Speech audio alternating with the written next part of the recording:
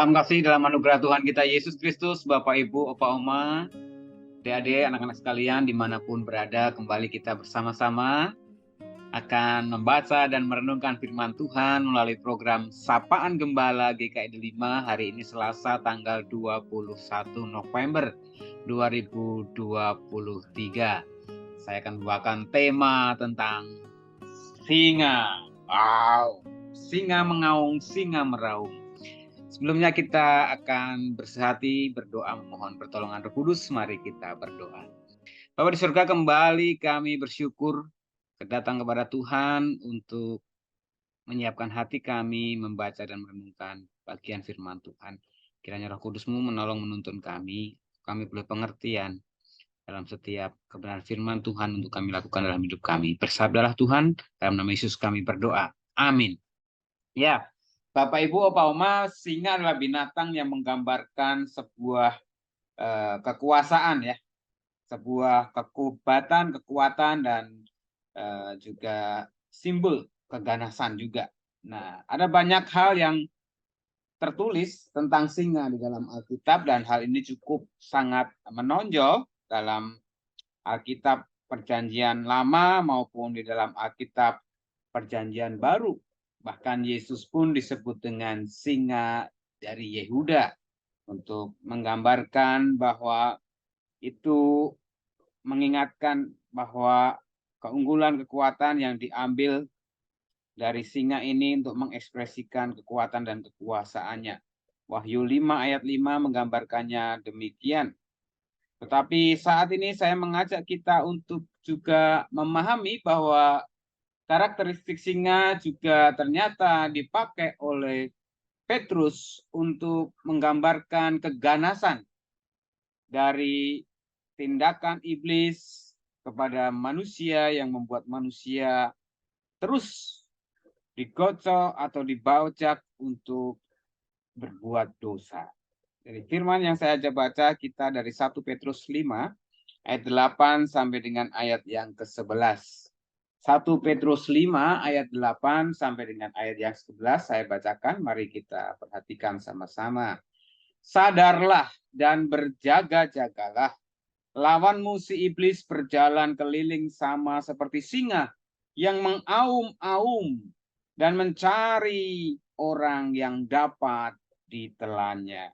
Lawanlah dia dengan iman yang teguh, sebab kamu tahu bahwa semua saudaramu di seluruh dunia menanggung penderitaan yang sama.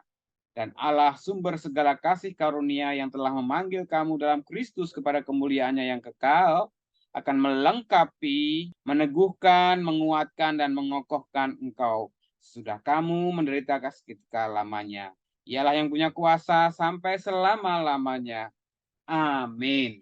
Ya, Ibu Bapak sekalian, kalau kita perhatikan dari teks kita ini secara utuh dari perikop pasal 5 ini, maka kita akan melihat bahwa Petrus menggunakan gambaran tentang karakter singa ini untuk menunjukkan betapa iblis itu sungguh-sungguh terus berusaha membuat anak-anak Tuhan, murid-murid Kristus, pelayan-pelayan Tuhan itu untuk jatuh dalam dosa ataupun juga mengingkari imannya kepada Kristus. Bahkan di dalam keseharian mereka sebagai pelayan Tuhan, Petrus mengingatkan akan ada banyak godaan yang membuat mereka menjadi sombong, congkak, tinggi hati. Oleh sebab itu Petrus maksud saya mengingatkan supaya para pelayannya itu tetap rendah hati. Dengan demikian ada banyak hal yang sebenarnya Petrus mau ingatkan khususnya kepada para pelayan Tuhan. Tentang godaan, tentang ancaman, tentang tantangan yang ada. Tapi kita diajak untuk menyadari bahwa ada kasih Kristus, kuasa Kristus yang senantiasa disediakan oleh Allah supaya para pelayan Tuhan ini, anak-anak Tuhan, tetap teguh imannya dan juga melayani dengan benar. Jadi ini menjadi hal yang penting saya ajak untuk kita perhatikan. Iblis itu sungguh-sungguh terus-menerus menggocok kita anak-anak Tuhan, pelayan-pelayan Kristus, agar mereka jatuh ke dalam dosa.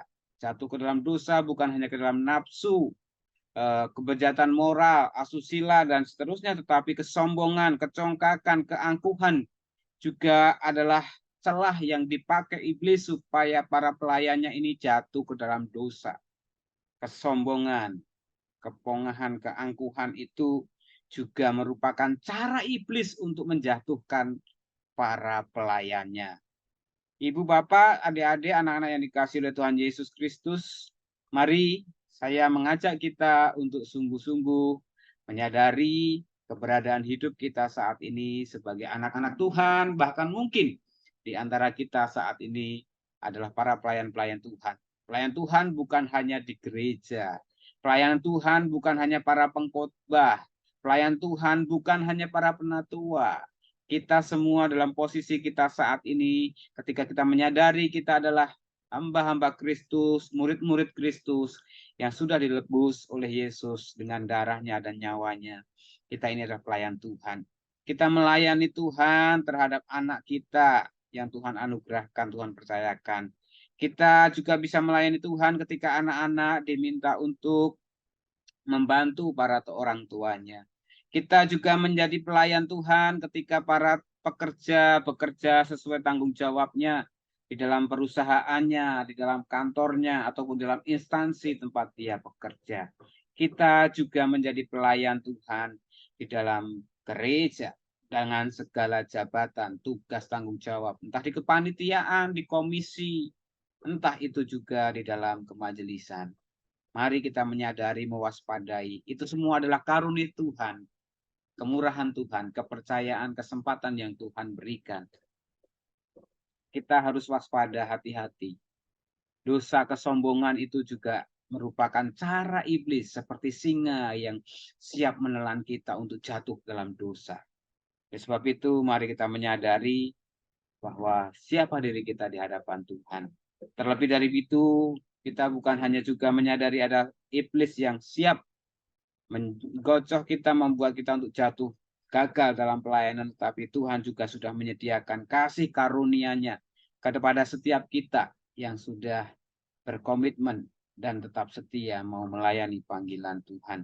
Kiranya Tuhan terus memampukan kita, meskipun kita kadang mengalami tantangan, mengalami kesulitan, bahkan penderitaan dalam hidup kita ketika kita mau melayani Tuhan. Tuhan terus menyertai dan memberkati kita. Amin. Kita masuk dalam saat teduh.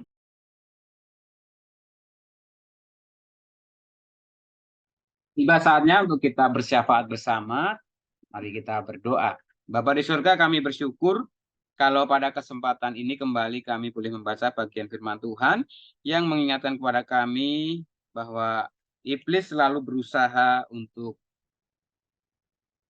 menyerang kami, anak-anak-Mu, murid-murid-Mu, pelayan-pelayan-Mu Tuhan, untuk jatuh dalam dosa, bukan hanya godaan dosa, tindakan amoral, asusila, ataupun juga perbuatan lainnya, keserakahan, ketamakan, kesombongan, keangkuhan juga menjadi cara iblis untuk menjatuhkan para pelayan. Biarlah firman Tuhan yang kami baca hari ini mengingatkan kepada kami ketika kami Tuhan percayakan untuk melayani Engkau, bukan hanya di gereja, tetapi di keluarga, dalam pekerjaan, dalam studi belajar, dalam pelayanan. Itu semua adalah kemurahan Tuhan, karunia Tuhan, anugerah Tuhan. Ajar kami tetap rendah hati, dengan tulus, dan tetap waspada untuk melayani Tuhan. Kami mohon pertolongan Tuhan. Kami berdoa untuk Majelis Jemaat PKI 5 dalam rangkaian tugas pelayanan tanggung jawabnya, baik para pendeta, para pengerja, para majelis penatua, boleh senantiasa bersehati, sepikir, terus mencari kehendak Tuhan untuk kemuliaan nama Tuhan, dan bisa bersinergi bekerja sama dengan seluruh pelayan, aktivis, bahkan bersama seluruh umat-Mu untuk terus mewujud nyatakan pekerjaan karya Tuhan. Berdoa untuk proses pemanggilan penatua yang masih berlangsung, Tuhan pimpin sertai, agar segalanya boleh berjalan seturut dengan kehendak Tuhan, akan rencana dan karya Tuhan bagi jemaat-Mu PKI 5. Kami mendoakan juga untuk panitia Natal yang sudah mempersiapkan rangkaian kegiatan dan sudah berproses. Tuhan menolong berkati agar dengan tekun, dengan sukacita dan gembira mereka mempersiapkan segala sesuatunya sehingga dalam momen Natal nanti Tuhan ada sukacita berkat Tuhan yang dicurahkan dan dinyatakan. Kami berdoa saat ini untuk saudara-saudara kami yang dalam kelemahan tubuh ya Tuhan. Kami mendoakan untuk Bapak Sugono Mahargono, Ibu Nanik Mahargono, Bapak Sutanto Harto, Ibu Titin, untuk Ibu Sylvia Intan, Ibu Nani Pangestu, untuk Oma Heni Cahya, Ibu Sumihar, untuk juga Ibu Sumiati, Ibu Trisna Ningsih Sutejo, dan saat ini kami juga berdoa untuk saudara-saudara kami yang dalam pemulihan, pasca pengobatan ataupun operasi, untuk Ibu Variani, untuk Ibu Sukristini, untuk Saudari Olivia Hana, dan mungkin saudara-saudara kami lainnya yang juga dalam pemulihan kesehatan pasca pengobatan tindakan rumah sakit ataupun operasi. Saat ini juga Tuhan kami mau berdoa untuk saudara-saudara kami yang berulang tahun pada tanggal 20 November, ada Fani, Novi, Tania, Bapak Tony Talar, Michael Theophilus, Sulistio, Betty, Febri. Dan kami berdoa untuk yang berulang tahun tanggal 21 November, untuk saudari atau Beni Novriani Saragi, Ibu Hani Kovera, Erida Kris Sihombing. Tuhan kami bersukacita, bergembira bersama saudara-saudara kami di pertambahan usianya Tuhan. Engkau terus memberkati dengan sukacita, dengan kegembiraan, dengan kesehatan, dan kebahagiaan bersama keluarga, orang-orang terkasih, dan dimanapun Tuhan menempatkan mereka. Terima kasih kami serahkan juga saat ini bangsa negara kami Tuhan, dalam segala keberadaannya saat ini sedang berproses dalam kontestasi politik menuju Pilpres 2024. Situasi semakin memanas, ada banyak berita-berita yang memprovokasi satu sama lain untuk saling menyerang, saling menjatuhkan. Kami terus berdoa agar bangsa kami boleh terus senantiasa menjunjung tinggi kedamaian, kerukunan, persatuan, dan kesatuan. Dan akhirnya Tuhan kami serahkan untuk kehidupan pribadi, lepas pribadi anak-anakmu, kiranya kasih karunia Tuhan senantiasa melingkupinya. Kami naikkan doa ini, dan kami tutup dengan doa yang Tuhan ajarkan kepada kami. Bapa kami yang di surga, dikuduskanlah namamu, datanglah kerajaanmu, jadilah kehendakmu di bumi seperti di surga. Berikanlah kami pada hari ini makanan kami yang secukupnya, dan ampunilah kami akan kesalahan kami, seperti kami juga mengampuni orang yang bersalah kepada kami. Dan jangan bawa kami ke dalam pencobaan, tapi lepaskanlah kami daripada yang jahat, karena Engkau yang punya kerajaan dan kuasa dan kemuliaan sampai selama-lamanya. Ini terimalah berkat Tuhan. Kasih setialah Bapa, kasih karena Tuhan Yesus Kristus dan kuasa Roh Kudus senantiasa menyertai, menuntun dan memberkati kehidupan kita semua sekarang sampai selama-lamanya. Amin.